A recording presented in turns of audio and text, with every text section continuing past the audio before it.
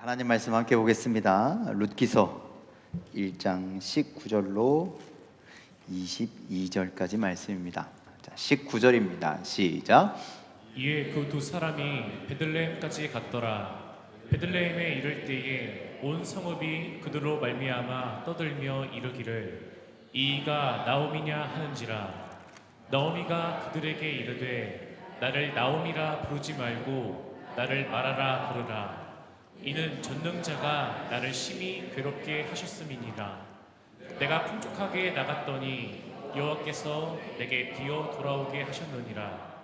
여호와께서 나를 징벌하셨고 전능자가 나를 괴롭게 하셨거늘 너희가 어찌 나를 나오미라 부르느냐 하니라.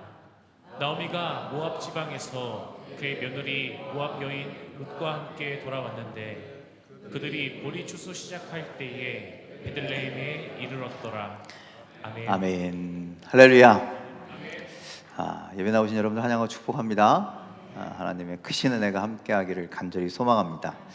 자, 사람은요 그런 게 좀 있습니다. 뭐가 있냐? 어떤 사람의 희로애락을 그 사람의 인과응보라라고 여기는 경우가 있어요. 무슨 얘기인지 이해가 되십니까? 그래서 저 사람이 기쁘고 즐겁고 막 행복한 막 삶을 살면 역시 저 사람은 착한 일을 많이 해서 그래, 그렇게 여기기도 하고, 어려운 일 가운데 막 놓여지면 뭐라 그래요? 저 사람 죄 받는 거야, 이렇게 여기는 데가 있다라는. 그래서 여러분들 우리 머릿속에는 복 받으려면 어떻게 살아야 된다고요? 착하게 살아야 돼요. 그렇다고 뭐 나쁘게 살으라는 건 아니지만 복 받으려면 특별히 착하게 살아야 되고, 나쁜 일을 하면 벌 받아. 우리 그래서 애기들한테 옛날에 그런 얘기 했잖아요. 너 엄마 착하게 살아야지 뭐 축복받지 마, 이런 얘기 했고, 너 그렇게 하면 나중에 벌 받는다, 뭐 실수하거나 잘못하거나 엄마 말 아빠 말 안 들으면, 그런 얘기 했었어요. 예. 그래서 옛날에 그 교회 선생님이 교회 다니는 애한테 뭐라고 얘기해요? 비 오는 날 막 이런데 애들이 막 떠들고 장난치니까 너 착하고 그러면 저 밖에 있는 벼락이 너한테 맞아, 막 이렇게 얘기하는 옛날에 그런 좀 이렇게 선생님들이 있었다는 거죠. 저도 비슷한 얘기를 들어본 적이 있어요. 제가 하도 교회 개구장이어가지고 너 큰일 본받는다고 막 이렇게 협박 아닌 협박을 받기도 했었다라는 것이죠. 자, 그러다 보니까 여러분들 이렇게 생각을 연이어서 한다라는 거예요. 그래서 고난받은 사람을 보면 자꾸 뭐라 그래요? 저 벌 받아서 그런 거야, 자꾸 이렇게 얘기한다라는 거예요. 가장 대표적인 게 성경의 욥기가 그렇습니다. 욥기가 그렇잖아요. 욥이 고난을 당하잖아요. 그렇죠? 자식들 다 죽고, 예, 그리고 재산도 다 날아가고, 예, 아내가 뭐라 그래요? 욕하고 죽어라고 해서 그냥 떠나가고, 막 이런 아주 모든 것이 싹 사라진 그런 고난을 당하게 되니까 친구들이 위로한답시고 와서 뭐라 그러게요? 너 이거 다 하나님한테 벌 받는 거야. 너 잘못한 거 있지? 빨리 회개해 라고 자꾸 친구들이 막 그렇게 얘기한다라는 거예요. 욥이 하나님께 범죄했기 때문에 그 범죄의 대가를 받는 거라고 이야기합니다. 예수님의 제자들도 요한복음 19장에 보면은 태어날 때부터 보지 못하는 어떤 사람을 보면서 예수님한테 그렇게 물어보잖아요. 예수님, 저 사람이 태어날 때부터 보지 못한 것은 누구의 죄 때문입니까? 부모의 죄 때문입니까? 아니면 저 사람의 죄 때문입니까? 라고 그렇게 물어본다라는 거예요. 예, 그 시대, 그 성경의 시대, 그 고대 시대에 그러한 인식들이 팽배했다라는 거예요. 잘 되면 착해서 그런 거고, 안 되면 죄가 있어서 그런 것이다 라고 이야기했습니다. 여러분들 사실이 그래요? 진짜 그래요? 그래요, 안 그래요? 제가 얼마 전에 축구하다가 혼자 자빠졌어요. 오해하지 마십시오. 애들은 가만히 있었는데 제가 혼자 막 이렇게 하다가 자빠졌어요. 그래서 여기다 까졌어요. 제가 죄져서 그래요? 예, 운동을 하도 안 해서 다리에 힘이 풀려서 그런 거예요. 그런데 누군가가 저거 봐, 죄져서 자빠진 거야. 목사가 죄져서 자빠져갖고 여기 다 까졌어, 이렇게 해버리면 그거 맞는 얘기예요, 틀린 얘기예요? 그런데 우리는 그런 얘기를 속으로 해요, 안 해요? 하잖아요. 왜 안 한다 그래? 자, 오늘 우리가 성경도 읽었는데 나오미가 돌아오죠. 베들레헴으로 돌아오잖아요. 여기에 보니까 뭐라고 돼 있냐면 그들로 말미암아 떠들며 이르기를 나오미냐 하는지라 이렇게 돼 있어요. 거기에 보면. 근데 여기에는요 엄청나게 많은 이야기가 숨겨 있는 거예요. 함축적으로. 입에 담기도 다 어려운 저거 봐 가더니 벌 받아갖고 저거 신랑 죽이고 아들 죽이고 그러고 저러고 며느리 데리고 돌아왔어. 천벌을 받을 거야 부터 시작해서 별의별 소리가 다 있었을 거라라는 말씀입니다. 그런데 여러분들 결코 다른 사람이 겪는 고난에 대해서 우리는 함부로 이렇다 저렇다 말하면 된다 안 된다? 안 된다. 여러분들 안 되는 거예요. 그 사람이 죄를 졌는지 안 졌는지 저처럼 다리에 힘이 풀리는 건지 어쩌는 건지 어떻게 알아? 우리는 아무것도 모른단 말이에요. 그런데 괜히 보이는 것 가지고 그렇게 판단해서는 안 된다라는 거예요. 여러분들 그 사람이 죄를 지어서 그랬으면 누가 심판하실까요? 하나님이 심판하시는 건데 괜히 우리가 앞에서 입을 열어서 우리가 정죄하고 심판하고 그런 짓 하면 안 된다니. 그거는 교만이에요, 교만. 자, 그래서 여러분들 우리가 남에 대해서 이러쿵저러쿵 하기 전에 우리는 뭐 해야 되냐? 나를 돌아보는 자가 되어야 된다는 거예요. 내가 고난을 당할 때는, 내가 아픔을 당할 때는 나는 정말 그러면 괜찮은 놈인가, 괜찮은 삶을 사는 사람인가, 나를 돌아보는 자가 되어야 한다는 거예요. 여러분들 우리도 그런 고난 가운데 있을 때가 있다는 거예요. 그런데 그 고난이 과연 무엇 때문인가? 그럼 내가 당하는 고난은 과연 무엇 때문인가를 스스로 돌아봐야죠. 그래서 나의 죄나 나의 잘못, 나의 욕심, 나의 죄악 이런 것 때문인지 도대체 뭐 때문에 내가 고난을 겪고 있는 건지를 돌아봐야 하는 거예요. 왜냐하면 성경은 뭐라 그러냐면 그 고난을 통해서 우리가 유익을 얻을 수 있다는 거예요. 어떤 유익을 얻을까요?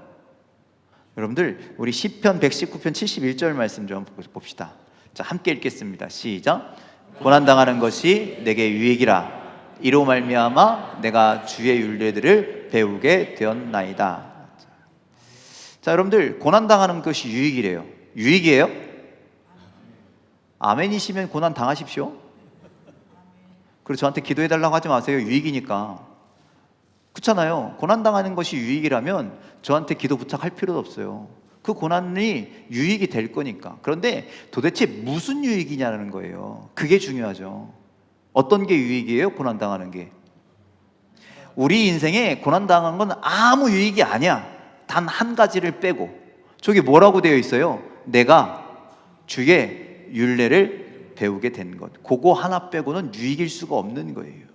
그렇잖아요. 그래요, 안 그래요?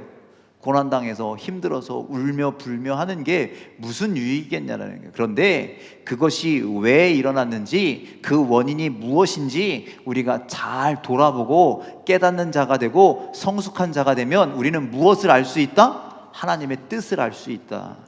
하나님의 계획을 알 수 있다. 그것이 유익인 것이지 다른 것은 유익일 리가 없다라는 말씀입니다. 자, 그래서 여러분들 오늘 이 나오미를 통해서, 나오미가 당한 고난을 통해서 여러분들 우리가 한번 생각해 보았으면 좋겠습니다. 그들이 흉년을 맞아서 그곳을 떠나서 거기에 간 건 누구 잘못이에요? 나오미 잘못이죠. 그 가족 잘못이죠. 엘리멜렉 그 잘못이죠. 그 가족의 잘못이죠, 분명히. 그런데 여러분들 그 책임에 대한, 그 잘못에 대한 분명한 어떤 책임이 따라오더라는 것이죠. 그리고 여러분들 이런 과정을 통해서 과연 나오미는 무엇을 깨닫게 되었는가? 그냥 우리가 그냥 얘기하는 것처럼 저거 봐 저렇게 살다가 벌 받았지, 그냥 이런 걸로 끝나면, 그냥 고난으로 끝나면 나오미에겐 아무런 유익이 없는 거잖아요. 그렇죠? 그런데 나오미는요 유익을 선택했다라는 거예요. 내 삶이 왜 이런지, 내 삶에 왜 이런 고난이 생기는 건지를 그가 스스로 깨닫고 그 좋은 결말, 즉 주의 율례를 배우는 결말에 이르기를 노력했다라는 거예요. 그래서 우리도 우리의 삶 속에서 일어나는 어떤 일들을 보면서 이것이 과연 하나님의 뜻인지 무엇인지 우리의 삶을 좀 돌아보면서 하나님의 율례를 배우게 되는 귀한 시간이 되길, 그냥 고난이 고난으로 끝나는 것이 아니라 고난이 우리 삶의 유익이 되기를 주님의 이름으로 간절히 축원을 드립니다. 자, 하나님은요, 나오미가 남편과 두 아들을 잃은 고난을 당했습니다. 인간적인 눈으로 보면 참 불쌍하고 안타깝죠. 그런데 그것을 통해서 어떤 것을 알기를 원하셨을까? 하나님의 뜻이 무엇인지, 하나님의 원하심이 무엇인지, 그리고 하나님과 바른 관계를 맺기를 원하시고 돌아오기를 바라셨다. 그것이 나오미가 얻을 수 있는 유익이었다라는 것이죠. 자, 그래서 여러분들, 고난과 고통을 통해서 하나님의 뜻을 알고 하나님과의 관계가 온전히 다시 바르게 맺어져야 한다라는 거예요. 고난은 그래서 필요한 거예요. 하나님의 뜻을 깨닫기 위해서, 하나님과의 틀어졌던 관계를 새롭게 하기 위해서 하나님 무엇을 사용하신다? 고난을 사용하신다. 그것을, 고난을 당하면서도 이게 뭔지도 모르고 그러면 아무런 유익이 없지만 그것을 깨닫고 하나님의 뜻으로, 하나님의 품으로 돌아가게 되는 우리들의 삶이 되기를 주님의 이름으로 간절히 축원을 드립니다. 자, 첫 번째로요, 고난을 겪는 사람은요, 자기가 처한 현실을 똑바로 직시할 수 있어야 돼요.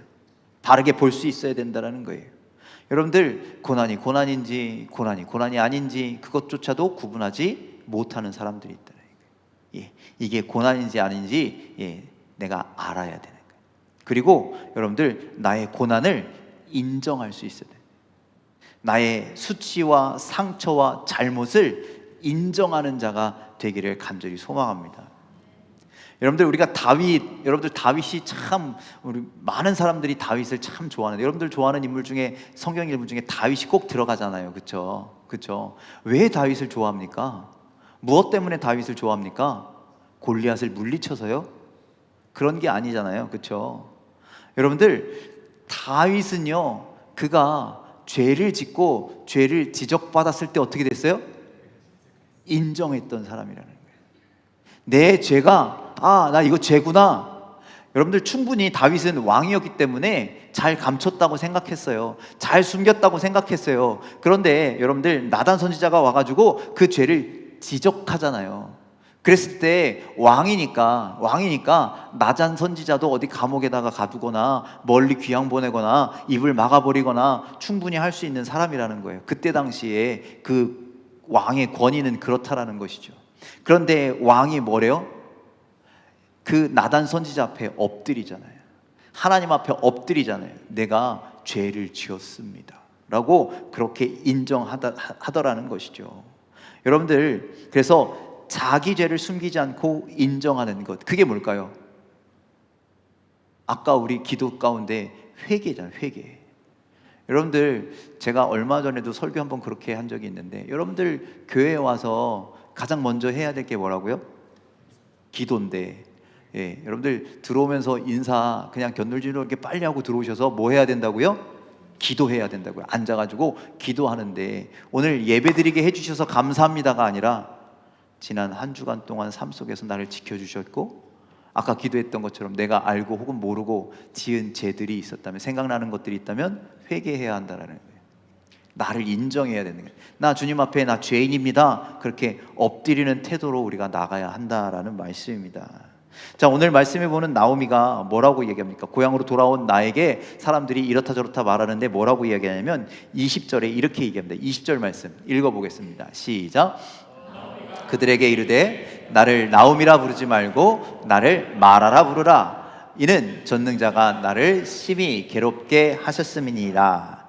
자, 여러분들, 나오미는 어떤 뜻이라고요? 지난 시간에 했는데 기쁨, 즐거움, 이런 뜻이라는 거예요. 그런데 나를 더 이상 나오미라고 부르지 말고 뭐라고 부르라고요? 마라라고 그래요. 마라탕 말고요. 그 마라 말고, 마라. 여러분들, 우리 그 마라의 쓴물이라는 얘기 들어보잖아요.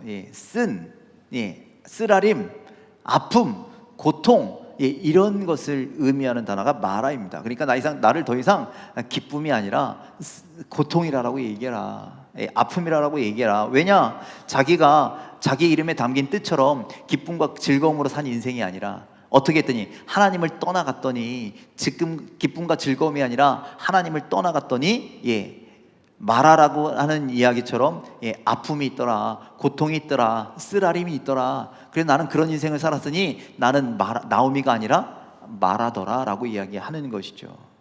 자, 그래서 고통이라고 이야기합니다. 또 21절 말씀도 읽겠습니다. 21절입니다. 시작.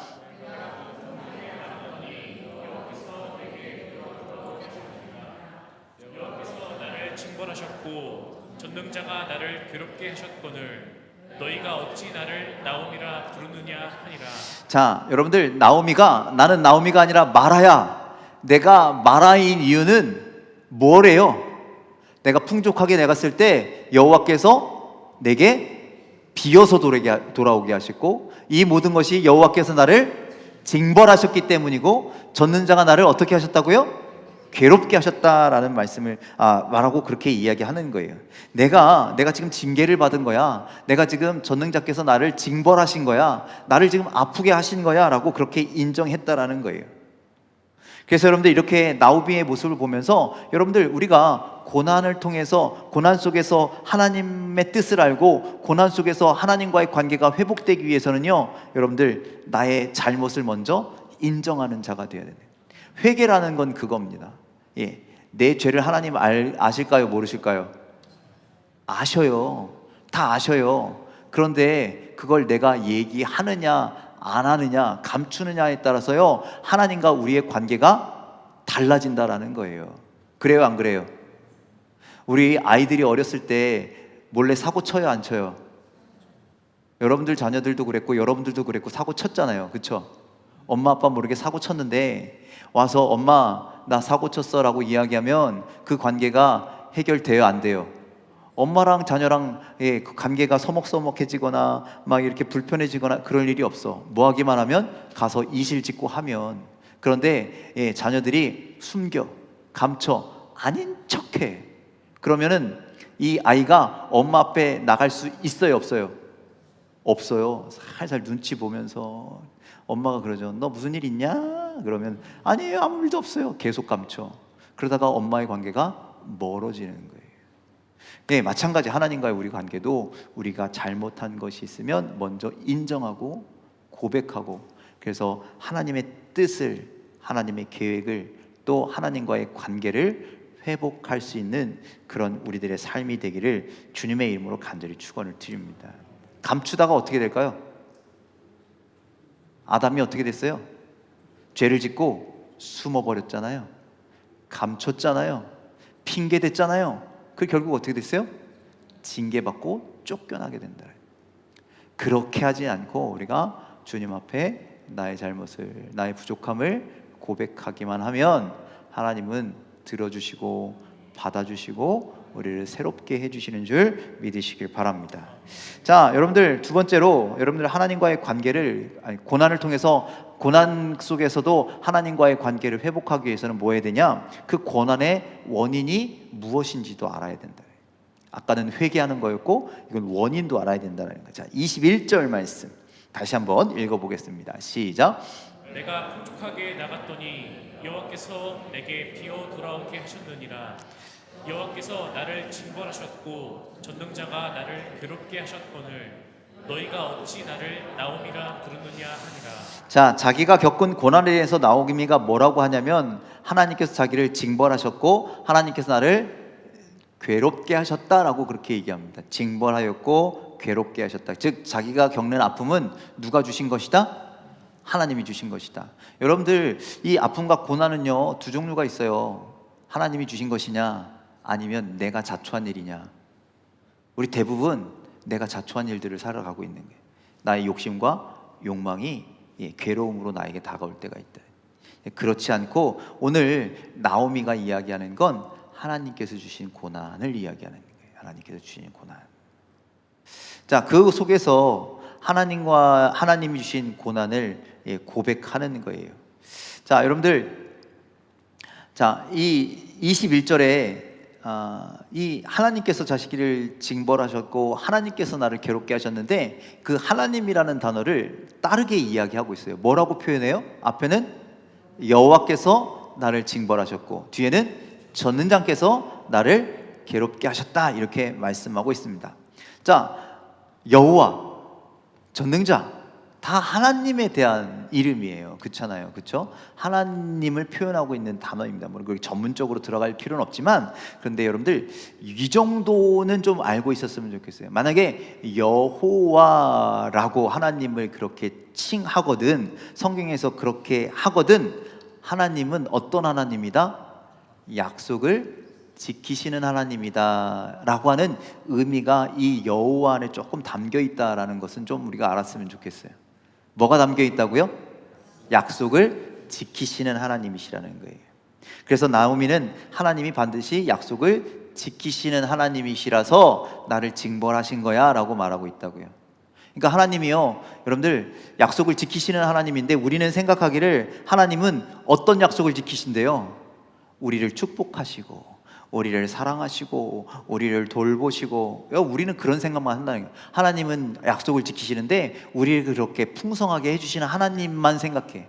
그런데 나오미는 뭐라 그래요? 내 고난 가운데 하나님께서 그 약속을 지키셔서, 여러분들 그 하나님을 떠나간 삶은 뭐 한다라는 거예요? 징벌을 받게 된다라는 거예요. 그게 하나님의 말씀이에요. 그것도 하나님의 약속이에요. 그것을 하나님께서 지키신다, 안 지키신다? 지키시기 때문에 여호와께서, 즉 약속을 지키시는 하나님께서 나에게 무엇을 주셨다? 징벌을 주셨다라고 그렇게 이야기하는 거예요. 자, 그래서 여러분들 그 징벌을 주신 하나님은요, 우리를 또 어떻게 하실까요? 회복시키시는 거예요. 여러분들 하나님의 약속은요, 징벌의 약속도 있지만요, 회복의 약속도 있는 거예요. 여러분들 징벌의 하나님이시면 우리가 하나님 어떻게 믿겠어요? 어떻게 따르겠어요? 맨날 혼날 텐데 도망가고 싶죠. 그런데요, 하나님의 그 징벌 뒤에는, 그 하나님의 그 분노 뒤에는, 하나님의 그 채찍 뒤에는 분명히 뭐가 있다? 은혜가 있다, 축복이 있다, 회복이 있다라는 사실을 여러분들 기억하시길 바랍니다. 그래서 나오미는요, 하나님을 약속을 지키시는 여호와라고 그렇게 고백하는 거예요. 징벌도 하시지만 나를 어떻게 하신다? 회복도 시키신다. 그 다음에 하나님을 뭐라고 했어요? 전능자라고 그렇게 했어요. 전능자. 여러분들 전능자가, 전능하신 하나님을 우리가 엘샤다이 이렇게 얘기합니다. 엘샤다이는요, 그 전능하신 하나님이신 거예요. 여기서 전능하다는 것은요, 모든 것을 다 하신다라는 거잖아요. 모든 것을 다 하시는 능력이 있다라는 거잖아요. 이 전능자가 어디에 나오는 전능자냐면 창세기에 나오는 전능자예요. 창세기 1장에 천지를 창조하시는 하나님에 대한 전능을 이야기하는 거예요. 얼마 전에 그 래퍼들이 대화를 하는 얘기를 들었는데, 그 BY 아시죠? BY라고 하는 친구가 불신, 그러니까 신앙이 없는 그 래퍼한테 이렇게 하나님에 대해서 설명하면서, 하나님이 태초에 천지를 창조하셨어 라고 이렇게 알려줬어요. 그랬더니 그 불신앙이었던 그 래퍼가 뭐라고 그러냐면, 와, 하나님 끝판왕이네 이렇게 얘기하대. 끝판왕. 예, 더 이상 뒤에 뭐가 없는, 가장 위에 계신, 가장 모든 것을 다 하실 수 있는 그런 하나님이시라는 거예요. 전능하신 하나님은. 그래서 그 하나님은요, 태초에 천지를 창조하실 때 뭐가 있어서 창조하셨어요? 없었는데도 창조하셨어요? 없었는데도 창조해요. 그래서 무에서 유를 창조하실 수 있는 분은 누구밖에 없다? 끝판왕밖에 없다. 전능하신 하나님밖에 없다라는 거예요. 그래서 여러분들 전능하신 하나님, 전능자라고 했을 때는요, 무에서 유를 창조하신 끝판왕이신 우리 하나님을 이야기한다라는 것을 여러분들 기억하시길 바랍니다. 그런데 지금 실제로 나오미의 형편이 어때요? 그가 풍족하게 해서 나갔대요.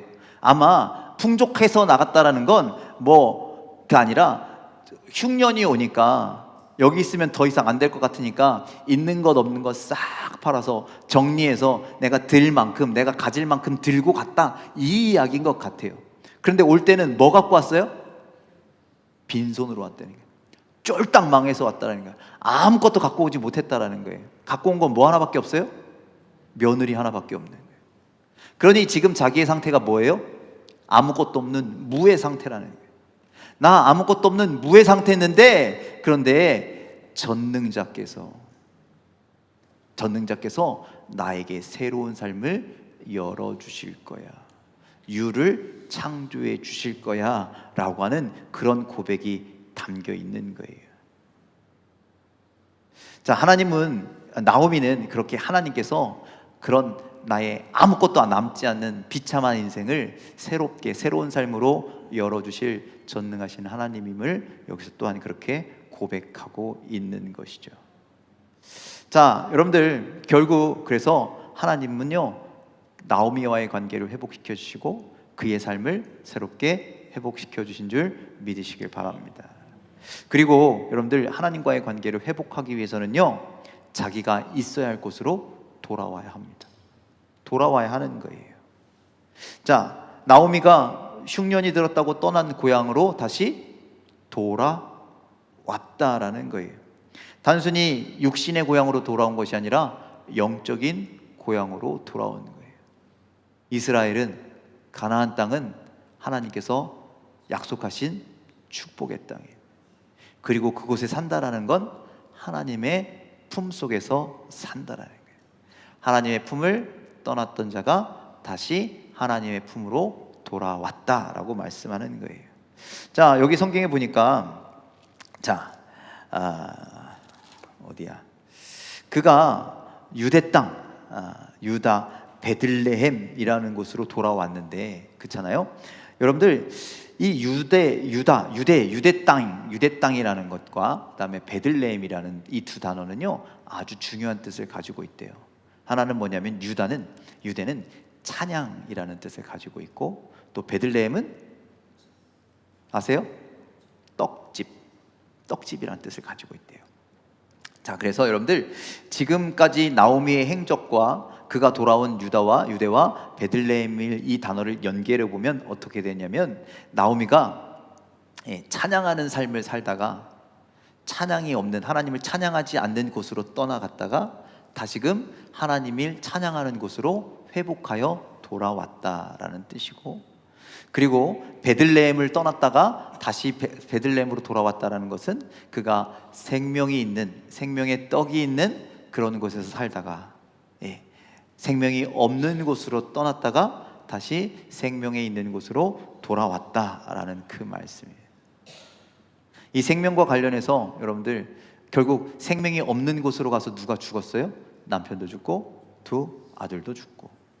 그런데 생명이 있는 곳으로 다시 돌아왔다라는 뜻이죠.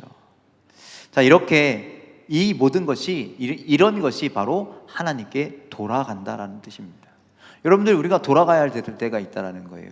우리가 죽어서 하늘나라로 돌아가기는 하지만, 여러분들, 우리가 이 땅에서 살면서 우리의 인생 가운데 돌아가야 할 곳이 있다라는 거예요.